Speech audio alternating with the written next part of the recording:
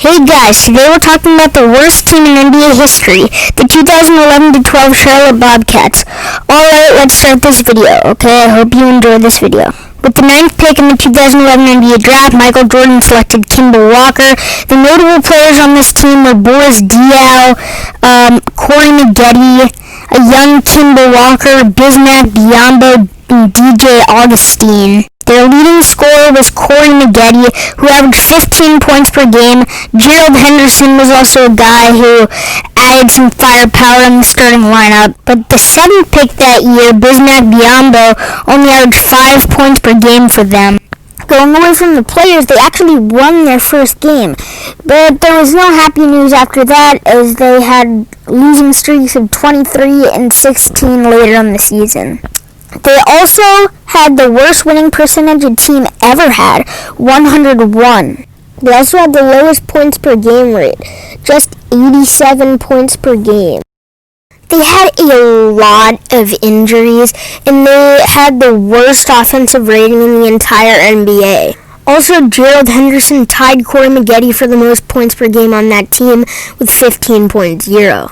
A reason they might have been really bad is because Gerald Wallace and Steven Jackson era was over, so they were looking for new players to build through in the draft, and Jordan did not pick a lot of great players. Kemba he picked, which was a great decision, but, besides him, there was Bismack Biyombo. Kemba had a great rookie season, and he averaged 12 points per game for them. Kemba was very underrated, and I was actually surprised when he didn't even make the all-rookie first team, not even the second team. Something funny happened at the end of the season. The Bobcats were playing the Memphis Grizzlies, and Bismack Biyombo trash-talked Rudy Gay and said, "This is my house, get out of here," which Rudy Gay responded with, "You have 7 wins. This is everybody's house." In the 2011-12 season, their starting point guard, DJ Augustine, averaged 11.1 points per game, and he was an amazing passer. He was probably the reason that the team had so many dunks, but, they still sucked because, they didn't do much else. They were the 29th in three-point shooting that year, so Kemba added some firepower off the bench, and he was actually being talked about as being a candidate for 6th Man of the Year,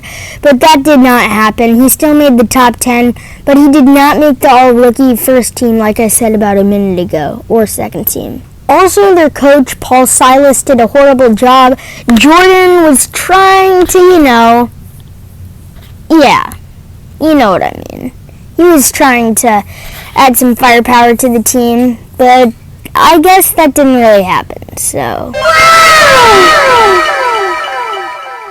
Yeah, but the point is this team really sucked. They had 7 wins and 59 losses, but they would not have been the worst team in NBA history if it wasn't a shortened season. Just bad luck for the Bobcats. They had the most rebounds per game, and Byron Mullins was not cutting it.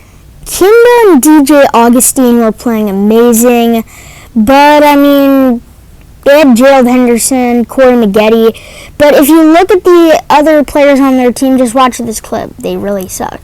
Look. You see what I mean, right? Bismack Biyombo was a huge disappointment who was starting at center. Byron Mullins just wasn't doing the dirty work. And they had a bunch of role players who were trying to work their way into the starting lineup. They also had a lot of players who might be third stringers on another team who were second stringers. They also did not have a lot of guard help besides Kemba and DJ Augustine. Reggie Lewis was a good player for them, and Boris Diaw was okay, but they constantly lose games by 40-some points. One time when they played against Portland that season, they lost 112-66. People were clowning them, and it really got in the way of the players' play, and DJ Augustine said this: Many people are laughing at us and making the streak as a joke, but we take it very seriously. We are just trying to stay positive and play hard until the end. There are only 3 players who are left from that 2012 Bobcats team, and those players are Kimball Walker, DJ Augustine, and Bismack Biyombo. And that pretty much sums up the story of the worst NBA team in history, the 2011-12 Charlotte Bobcats. I hope you enjoy. Please subscribe and like for more in the future.